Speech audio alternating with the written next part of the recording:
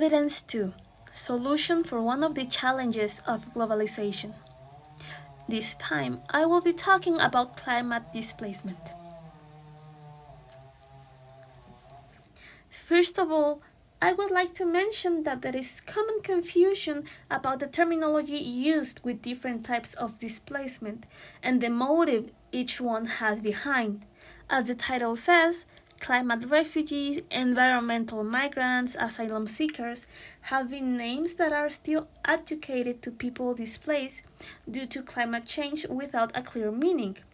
So, it is timely to clarify the issue and discern what will I be referring to during the presentation. The legal recognition has remained in controversy for quite some time due to the fact that the term refugee has a specific meaning in the 1951 Refugee Convention and international refugee law, as the status is granted solely for those who are persecuted for reasons such as religion, nationality, membership of a particular social group, or political opinion. Consequently, cases in which people are displaced due to natural disasters or extreme weather events are not protected since the issue is not addressed properly. Yet, it is worth mentioning that years later, in 1985, the UN Environmental Programme provided a definition. From one side, displacement derives mainly from environmental problems such as droughts, storm, sea rising levels, heat waves, among others. But on the other hand, it also brings with it problems of political, social, and economic sorts. That's why the UNCHR calls it a threat multiplier, since it magnifies the impact of other factors that can contribute to displacement, such as poverty, loss of livelihoods, war, famine, and tension relating to scarce resources, ultimately creating conditions that can lead to conflict and displacement. For this, it is important to highlight that, yes, displacement based entirely in the context of climate change or disasters related to it are not covered by the 1951 Convention, for reasons previously mentioned. However, it is reasonable when an individual's risk of facing persecution or violence is rapidly increased by climate change.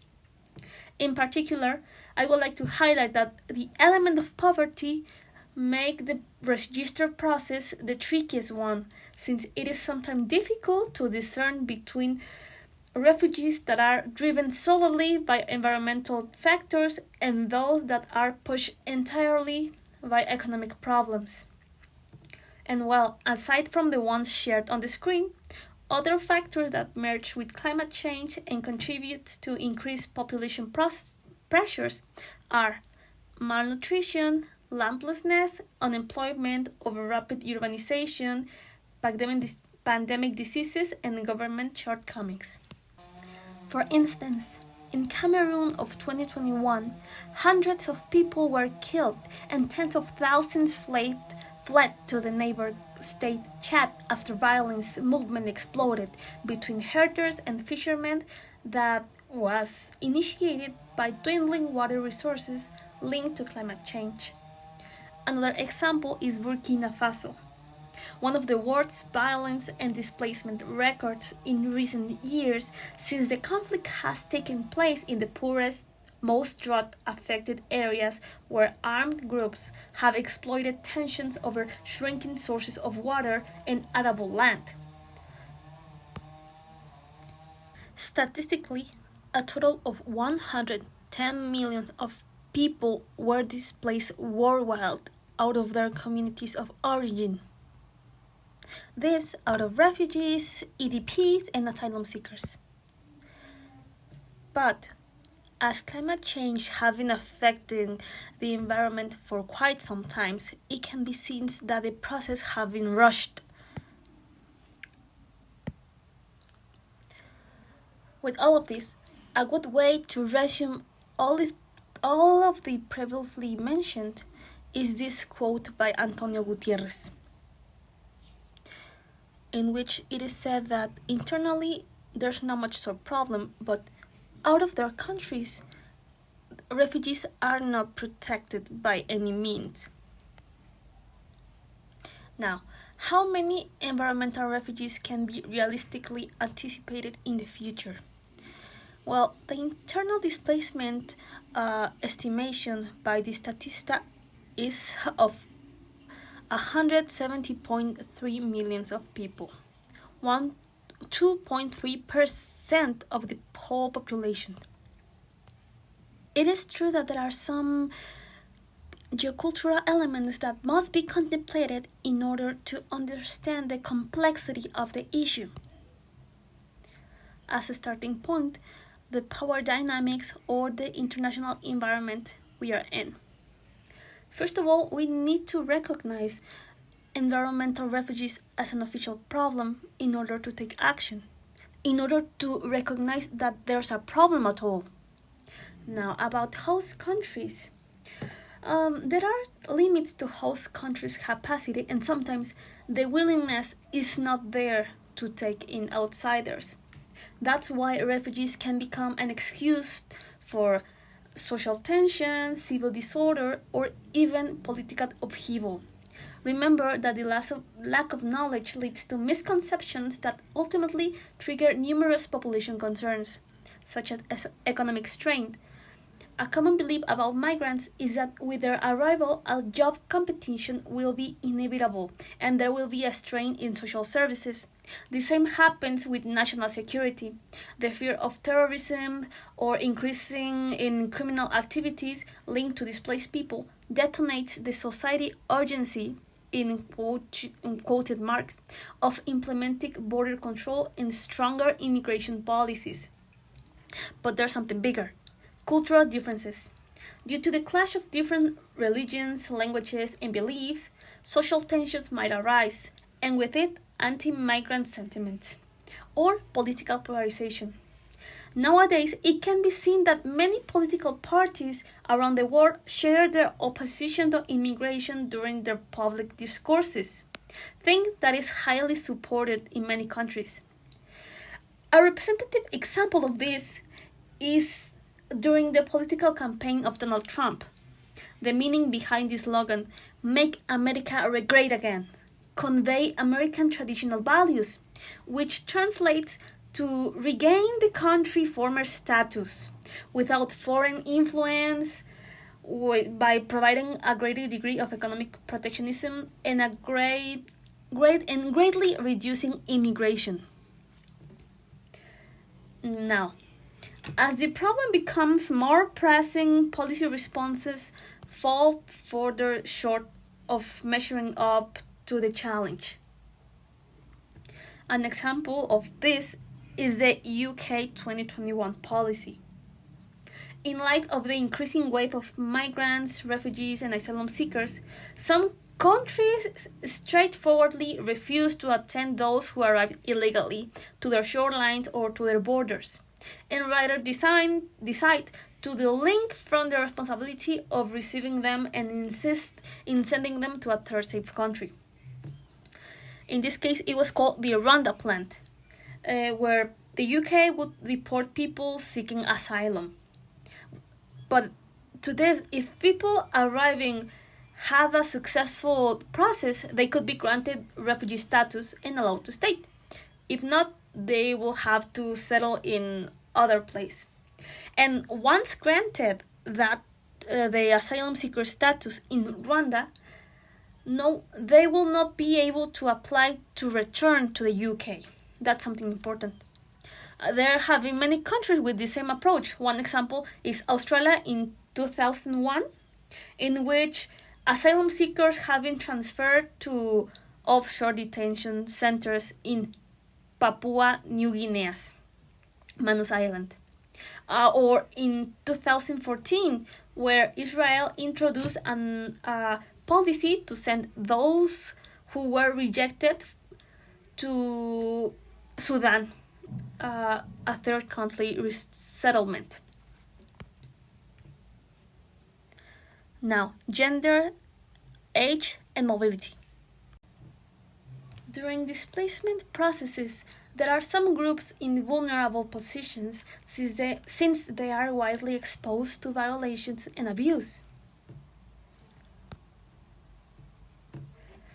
According to the reports, women and children constitute a major part of people displaced around the world.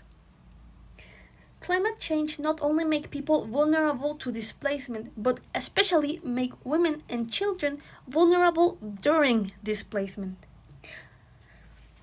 Sadly, the reinforcement of pre-existing gender inequalities because of climate change is greatly.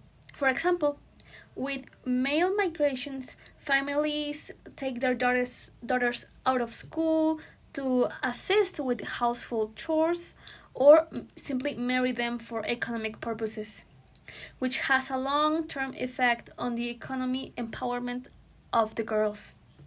But well, even in campuses for displaced persons, the specific needs of women and girls, such as pregnancy, breastfeeding, menstruation, among others, are not met with the same urgency as those for shelter, water, and food aid.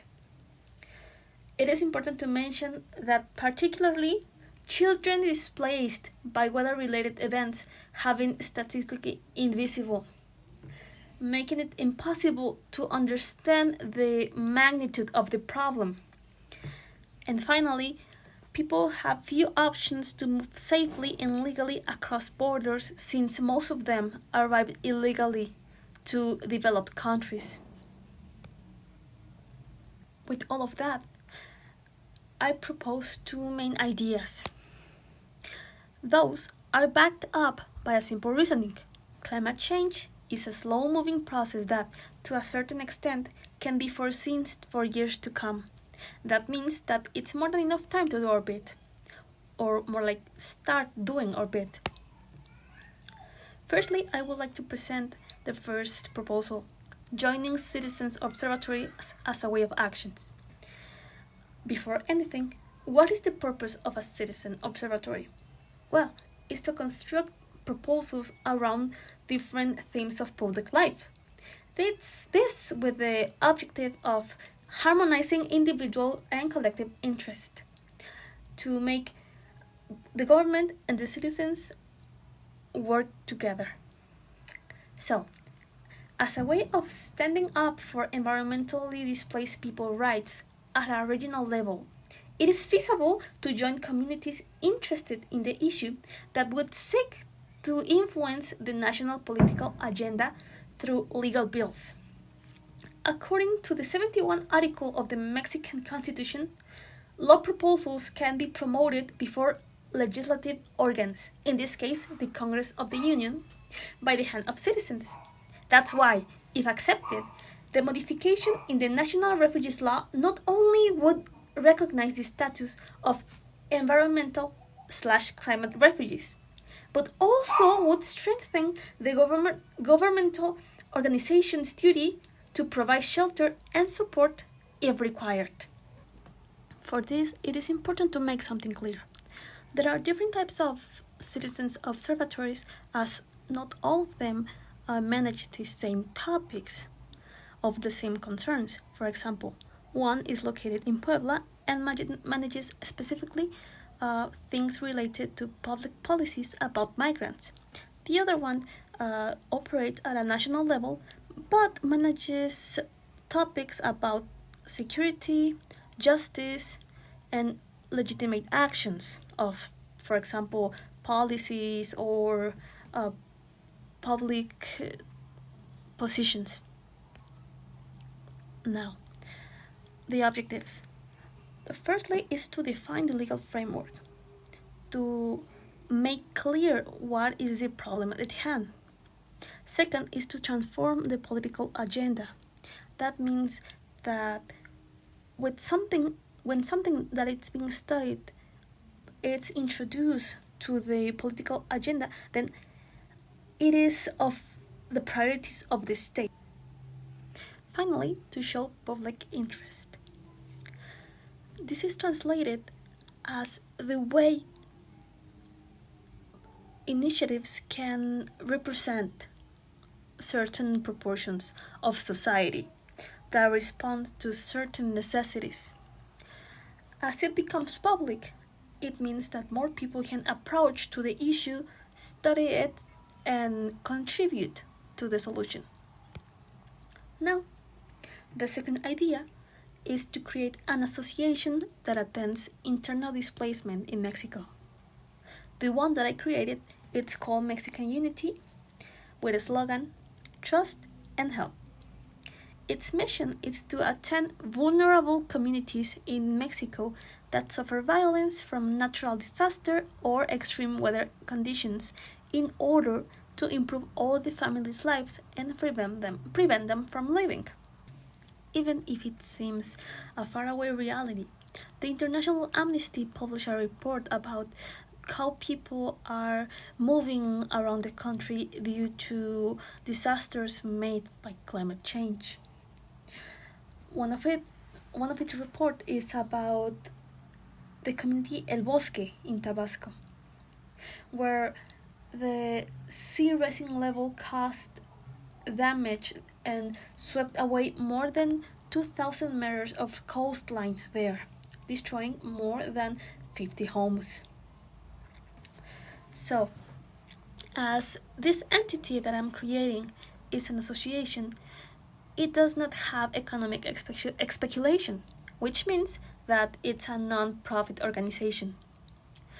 It is meant to make social transformation and through shared interest. That means that it's a whole community that works only for the purpose of helping people and improving their lives. Now, the objectives of this second part of the proposal is to first becoming part of the solution. Everyone can do their bit. 2. Decrease the amount of IDPs in vulnerable areas. The main point is not to forcibly make them stay there, but improve their lifestyle and relocate them to a nearby community if needed. 4. Through different type of projects and campaigns, improving the access to food, water, clothing, schooling, and basic necessities. 4. To create to build networks. This means making partnership, acquire donors, among other things. And finally, to spread awareness, to make the issue public and try to make people care. Talking about resource management, people will be the driving force that will carry the project. Involving individuals with different backgrounds, cultures, ideas, and ways of work would be good for the working environment, since not everyone involved will be ideal for each and every task. That's why it's good to have diversity. Talking about equipment and material is basically anything needed for the project, from paper, chairs, screens, to the building in itself. The resources will be used during the creation and expansion of the project. The difference between the material and the capital is that the material is like an investment that cannot be returned, is in the way of an object, while the capital is a resource that is required for acquiring everything else, for example, people. Now, the outcome will depend on the planning that, of course, needs timing. That's why time it's an important resource.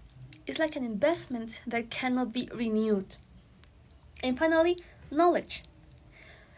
Without knowledge, anything cannot be done. With knowledge, it's important, since it's needed for the planning stages, for the cultural dialogues in different communities. Of course, when the project grows, different type of context will appear. Activities and desired outcomes. Some of the activities an association do is promotional events. This helps to get donors and support in general. For example, making or partner with a university for research purposes, getting public resources to make the project grow, or simple research. The first year will be focused on building a strong basis. This means to do the most simple things that an association needs. For example, building a community, constituting the association legally, among other things, or simply start making small projects. For example, sharing a common interest in a community where everyone would pick up the trash. And as the community grows, more will be achieved. Stakeholders, that are 8 actors: universities, local authorities, the government, migrants, IDP, refugees in general, local communities, partners, and donors. From one side, we have that universities, partners, donors, and migrants show a high level of support and care about the purpose of the project. However, we have local communities that, as I mentioned previously, not everyone will feel comfortable about the the action taken, since there are a lot of misconceptions around migrants and refugees alike. And for example, local authorities, not everyone will feel with the responsibility of helping people in need. And in Mexico, the culture do not help to have a high impact in the policies, in the issued policies of the government. Finally, it is important to consider the cultural aspect of this issue, since we as human beings live in a multicultural world. That means that there's a high level of diversity. So, in order to coexist with one another, we must keep peace. The role that I play in the planification of my proposal was one of not only working on an individual problem, but collectively looking for a solution, being precautious to make better decisions. The role of professionals in society, not only me as a professional, but of everyone, is that we can help other people build a much better world with different abilities, qualities, and ideas.